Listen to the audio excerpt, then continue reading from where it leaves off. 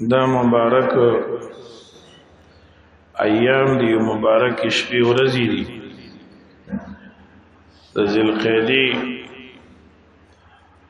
او د ذوالحجې او تاسو ته واضحه طور معلومات شته دي چې په دې ورځو کې دوه اهم عبادتونه مسلمانان کوي په ټوله دنیا کې مسلمانان دې ورځو کې د الله جل جلاله د دین د دوه غټو خبرو احکامو پیروي او تابعداري کوي چې پای کې یو حج دی د بیت الله شریف الله پاک دې موږ ته بار بار نصیب کې قبول شوه حج کوم مسلمانان چې تلی یوزي الله پاک دې هغه ته د حج د ټولو اعمالو عبادتونو او مناسکو په صحیح طریقه ادایګي نصیب کړي نو یو حج شریف دی او دیم قربانی ده نو حج شریف د بیت الله شریف سره تعلق ساتي او دا مبارک فریضه د خانه کعبه او د بیت الله سره نږدې نور ځینې ځایونه دي ځینې اعمال د حج او د عمرې دا هم د هغې سره تعلق ساتي لکه صفا مروه ده او دا شانتي منا او میدان عرفات ته چې په حج کې آلته حاضری کیږي بیت الله شریف د دې تاریخ عالمانو لیکلی دی مونږ ورته خانه کعبه وایو څوک ورته قبله وایي څوک ورته قبله وایي عربي کې ورته بیت الله وایي د الله پاک کور امام نووي رحمت الله علیه یو لوی عالم تیر شوی دی هغه وایي بیت الله شریف شپږ ځل جوړ شوی دی او د بیت الله تعمیر د ابتداء عالمنا تر نن ورځې پورې د دې شپږ ځل تعمیر راغلی اول الله پاک په فرشتو باندې جوړ کړ دویم په آدم علیه السلام درېمه بنا د بیت الله او تعمیر د بیت الله ابراهیم علیه السلام کړی څلورم قریشو کړی دی او پنځم عبد الله بن زبیر رضی الله عنه او شپږم حجاج ابن یوسف ثقفی دا اوږد تاریخ دی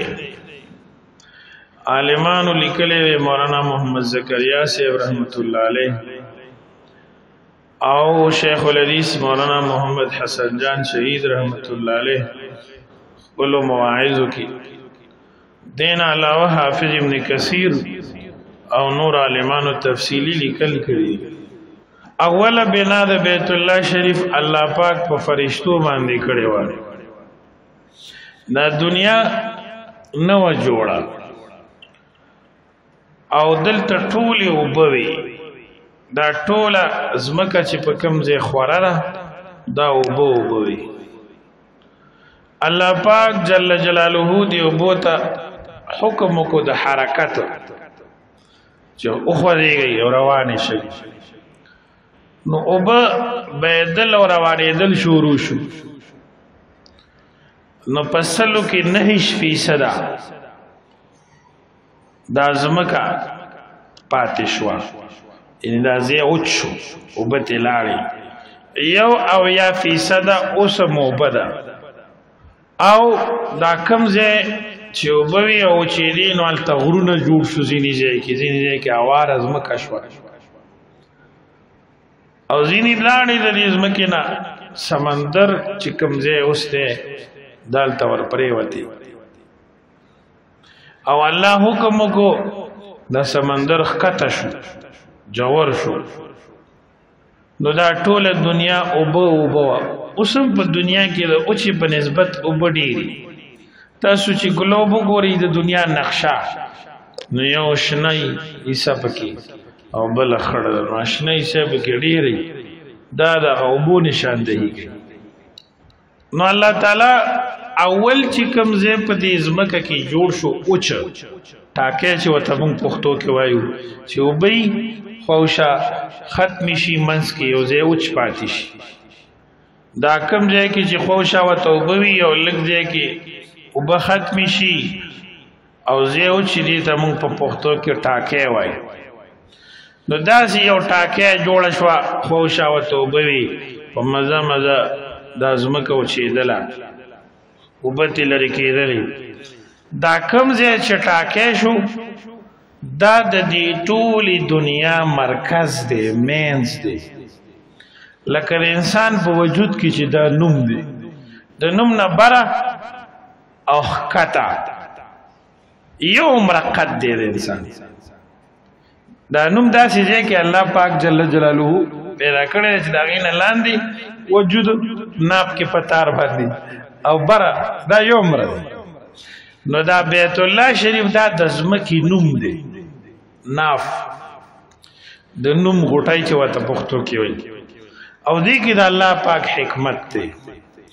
چې الله خپل کور بیت الله شریف د ټولې دنیا په مرکز او په مینځ کې پیدا کړي او په فرشتو یې جوړوي چې برکتونه ټول انسانانو ته یو شان دي. او دا به د آخري پیغمبر محمد صلی الله علیه وسلم د پیدایش ځای وي دا مکه، او دا به د دین مرکز وي او د مسلمانانو د عبادت مرکز وي د رحمت للعالمین صلی الله علیه وسلم. نو دې د وجه نه چې آخري پیغمبر دی او د هغه نه بعد دنیا ته بل پیغمبر نه راځي او نه ورته ضرورت شته دی، نو دې ټول انسانانو ته یو شان دي، فاصله کې وګرځي. نورې اوبه دي اوس هم د سمندر خواته چې تودرېږي ته به چې دا ټوله دنیا اوبه ده. د سمندر په اوبو کې بجلي دې نه جوړېږي، فصل کې پکارېږي نه، بلکې که یو بالټی دې په ځمکه واچول نو ځمکه خاوره نه کړي او د کر کلي او د فصل کروندې نه وباسي. خو د الله پاک جل جلاله حکمت دی چې پای کې بلا مخلوقات سي. سړی حیران شي چې دا تریواله دا دونه ډېرې اوبه مالګیجنې کول دا د انسان وس نه دی، د انسان طاقت نه دی، دا الله په خپل قدرت سره کړی. د سکلو سکه چې د لاس وینځلو سکه چې د فصل پکارېږي نه، الله پاک څومره ښکلې ځمکه پیدا کړله، اوبې ترې لرې کړلې، او څومره قسمه نعمتونه پکې الله جل جلاله د انسان او د خپل نورو مخلوقاتو دپاره پیدا کړه. تاسو وایئ الحمدلله. نو الله جل جلاله فرشتې راولېږلې او دا کوم ځای کې چې خانه کعبه ده دلته بنیادونه وکانستل او داسې د اوښ د قب ته ګوره داسې شکل کاڼو نه د دې بنیاد راډک کو جوړې کړ بیت الله شریف د کاڼو. بیا الله تعالی چې کله آدم علیه السلام پیدا کو نو هغه بنیادونه در اوچت کړل، راوچت یې او غیر چاپیره دیوالونه وشو لکه یو کوټه چې چت کې نه وي، پښتو کې ورته موږ کنډر وایو. بیت الله شریف په داسې ترتیب جوړ کړ چې دروازې پکې وي او بره چت یې نو. وخت تېرېدو آدم علیه السلام او د هغه بچو زامنو دې طرف ته منځونه کول او عبادتونه کول. تقریبا 3000 کاله وروستو د آدم علیه السلام نه بعد ابراهیم خلیل الله علیه السلام تشریف راوړ دنیا ته. الله تعالی فرمایي اوله سپاره کې سورۃ بقره کې چې ما ابراهیم علیه السلام ته حکم وکړو او دا غزوی اسماعیل علیہ السلام تا چې زما کور جوړ کړي. نو په دې دنیا باندې طوفان راغلی د نوح علیه السلام په وخت کې د دنیا ټوله غرقه شوې وه طوفان نوح عالمي و ځکه دغه دنیا او دغه خلک نور خو څوک نو په ټول جهان راغلی وه هغه عذاب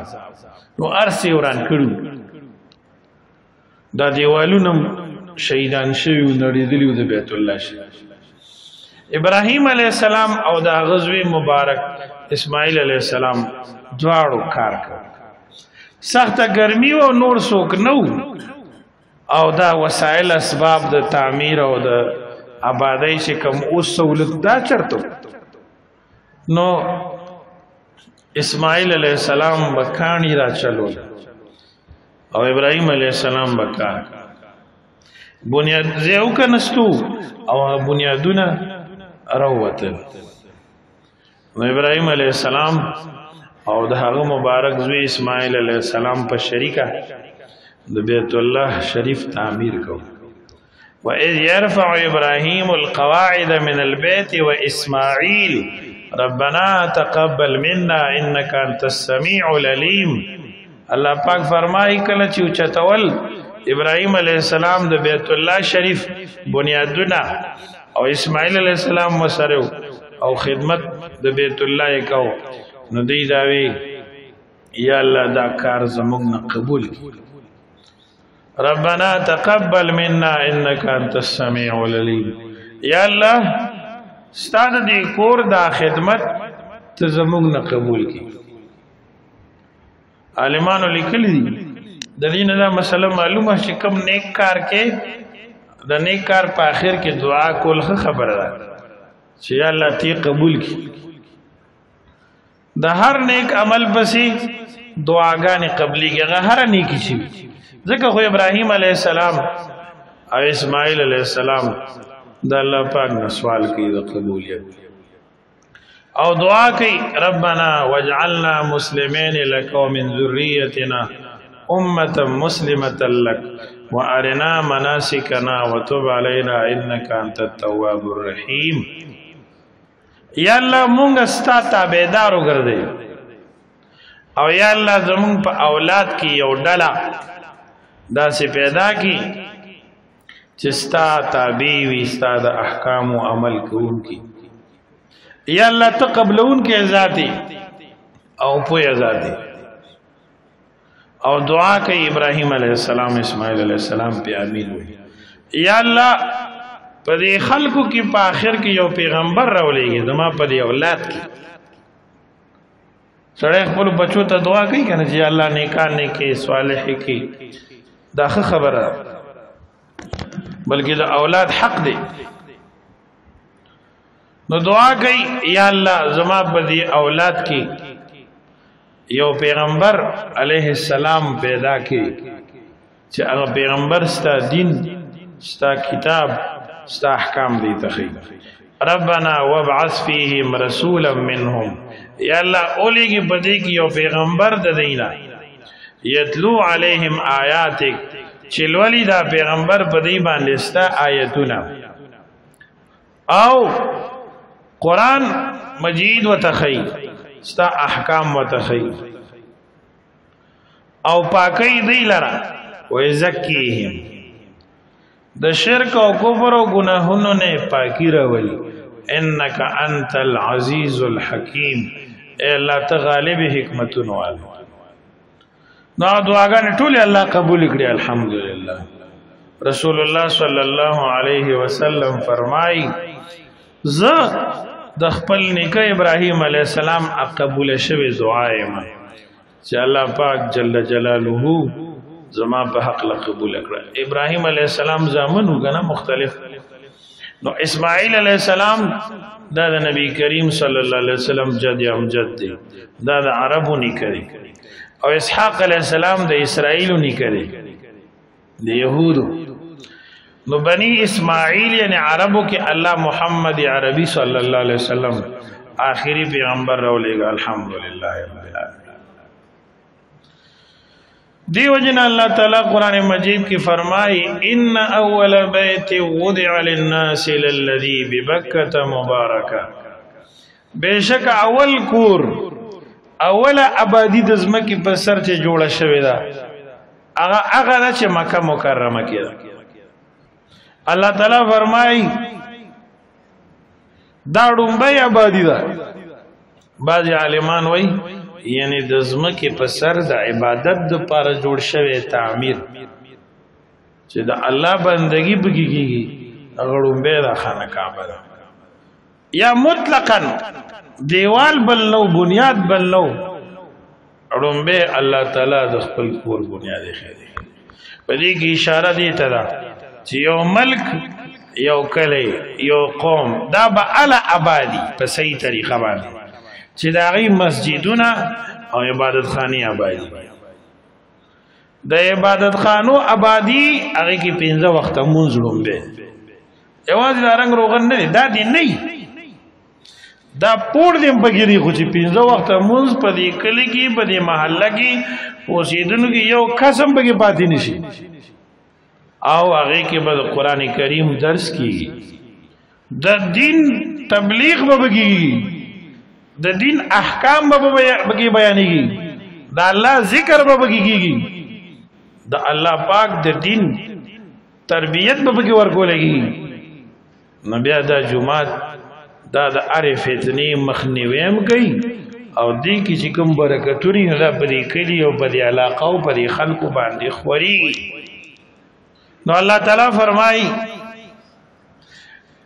فی آیات بینات مقام ابراهیم ومن دخله کان آمنا. په دې بیت الله شریف کې زما د قدرت او د توحید نښې دي واضحه او څوک چې دې ته داخل شي به په امن وي او زما د طرفه دا حکم دی چې زما دې کور ته په عمر کې یو ځل راتلل په هر وسدار سړي په هر طاقت لرونکي سړي دا فرض دی او څوک چې ناراضي باوجود د طاقت لرلو باوجود د وس لرلو نه نو دا زما کور ته ناراضي زما نه ځان بے پروا کوي. الله فرمایي زه د خلکو نه بے پروا یم څوک چې زما کور ته ناراضي زه د هغه خلکو نه بے پروا یم او یقینا داسې الله پاک غني بادشاہ دی مخلوق په ټول محتاج دی عاجز دی نو د الله کور دا بے پروا دی د الله کور هغه به آباد وي موږ به نه یو د الله د کور آبادون کې به خدای نور پیدا کړي نور به راشي نور به راشي زمونږ به نام و نشان دی. الله پاک دې موږ تاسو د عبادت خانې د مساجدو او د مدارسو خیرخواهان وګرځئ بدخواهۍ نه مو الله پاک وساتي. عرض دا کوم ابراهیم علیه السلام په داسې ترتیب باندې آبادي کړې وه چې 2 دروازې وي بیت الله شریف یو د داخلېدو وه او بله د وتلو وه او دا دروازې لاندې وي لکه درشل چې خلک عام څنګه دي او سړی ورننوځي داسې بیا ترې باسي او چت یې پې اچولی مخکې به یې چت نه ناوې پکې ایښې وه دغه شانتي کوم کاڼی چې هغې نه د کوازې کار اخیستی شو چې هغې باندې حضرت ابراهیم علیه السلام به ولاړو او دا به ورسره اوچتېدو پخپله به اوچتېدو سبحان الله. نو په هغه کاڼي کې د ابراهیم علیه السلام د مبارک خپو چاپونه جوړ شوي اوس هم شته دی. نو هغه کاڼی هغه یو قدرت والا نښه الله پرېښوی زیړ بخن کاڼی دی او د ابراهیم علیه السلام د مبارکو خپو چاپ پکې شته خو دا خلک خو په حدودو کې نه پاتې کېږي جذباتو کې راځي تاسو چې دا شکرانه تقسیموئ نو دا ماشومان درپسې ولې رامنډه کېږي دا برکتونه خوښوي که نه نو دغه شانتې دا برکت دپاره به خلک ورتللو چا پې لاسونه راښکل ځان پورې بیا مګلو چا به پې ژبې راښکلې حالانکې شریعت کې د هر یو شي خپل ځای دی خپل حق دی خلاف شرع کار نه په کار حدودونه باندې بار کې خلل صرف د حجر اسود راغلی او د قران شریف راغلی د عبادت خلل چې کم دي د دین علاوه د عبادت تقبیل داسې نور نشته چې ثواب پکې خلل نو بیا هغه علماء کرام شیشه کې بند کو حکم یو چې دا عوام په غلو کې راځي حدود کراس کوي بل رش به جوړېده هغه کې به ډېر معذورانو کمزوري خلک هغې ته به تکلیف نو اوس په شیشه کې بند دی ښکاري خو دې ته خیال وکړئ الله تعالی قرآن مجید کې فرمایي چې تاسو د بیت الله شریف طواف کله وکئ نو 2 رکعاته نفل کوئ واتخذوا من مقام ابراهیم مصلى اونیسی ابراهیم مقام ابراهیم لرا مصلا د منځ مقام زید او درېدو ته وي مطلب دا دی چې هغه کوم ځای کې خیخ پایخه وا پاغه کانی التخ په خیخ پکې را او کوم ځای کې چې غسخ په مبارکه خیوا الته غسخ پکې را اصل طریقه دا وا ابتدا کې د خلکو کول آی باندې بوله 2 رکعات مونږ ویو رسول الله رش ډیر زیات شو نو د دې دا مطلب خو یوازې نه دی چې په دې مودريږي او دا مونږ به کیږي او په دې د پاسه او نه درې مونږ نه کیږي دا مطلب نه دی د دې بیت الله شریف ټول حدود او ټول احاطه د دې نفل زیری البته غوړه دار چې د شو بهتره ده خو چې داسې کېدی نشي د مقام ابراهیم شاته ودرېدل بهتر مستحب دی غوره نو دې نه امام اعظم ابو حنیفه رحمت الله علیه استنباط کوي چې منځ ته ودرېږي نو کلاو باندې ودرېږي دا بعض خلک چی کړه دی خود چې دیوال دی نو تنگ دی پوله تنگا خو چې منځ ته ودرېږي ډېر زیات سخی شي دا ډېر کلاو ډېر بیا اندازې دا یو قبیح ترین بدعت دی په منځ کې کلاو سره ودرېږي څه ضرورت دی د سنتو نه خلاف دي دا کلاو ودرېدل د الله پیغمبر فرمایي چې کله تاسو سب جوړوي اوږي او ګیټي برابرې کوي نو چې دونه کلاو ودرېږي نو اوږي یو بل نه لري شي دواړه به سیده کې ګیټي او اوږي به دواړه یو بل سره برابرې ساتي یو شی نه او زه داسې تاسو کوي کې اس کرنګي بل دا چې په اوږد قیام کې بار بار بیا خپې راغونډي ځکه چې د خپل عام معمول نه عادت نه خلاف ولاړی نو بیا حرکتونه کوي په منځ کې دا هم د خشوع نه خلاف نو امام اعظم ابو حنیفه رحمت الله علیه دا ذهن استنباط کوي چې بکار دادا چې سړی د څلورو ګوتو فاصله وساتي د دوه خوا منځ که یو سړی وجود نه درونو یا د خپو اپریشن کړي او بعضې وخت کې سړی اکسیډنټ وکړي د خپې چې د چا ماتې شي نو بیا دې کې راډونی نو هغه چې څنګه ودرېږي ځان ته یې وګوري اتنګ نشي ودرېدی بېله خبره ده په کار دا ده چې منځ کې سړی دومره بې اندازې کلاو نه ودرېږي دا د مونځ د آداب و خشوع نه خلاف ده نو عرض مې دا کولو چې مقام ابراهیم دی دلته کې